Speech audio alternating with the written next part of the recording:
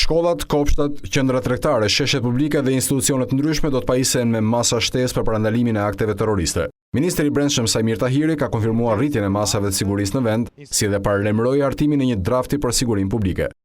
Shqipëria nuk është imune nga rreziku i terrorizmit. Për sa kohë ne jemi rreshtuar në shoqëritë dhe vendet që mbrojnë vlerat e qytetërimit modern. Në këtë kuadër nuk po them që ka rrezik eminent, por është e domosdoshme që të forcohen masat e sigurisë.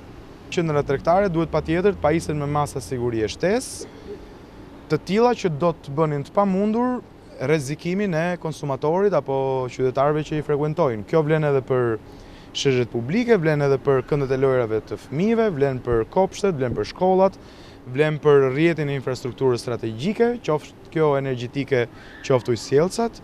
Prej 2 ditësh policia e shtetit po mban në kontroll sheshet publike dhe institucionet, ku mes tyre ka edhe agent civil. Në çdo 2 policë, njëri ka qenë i armatosur. Ndërkohë Tahiri në cilësinë e koordinatorit të Partisë Socialiste për Durrësin, i ka njohur përfaqësuesit e biznesit në lidhje me uljen e taksave dhe heqjen e tyre për bizneset, që arrin nivelin e 5 milion lekëve në vit.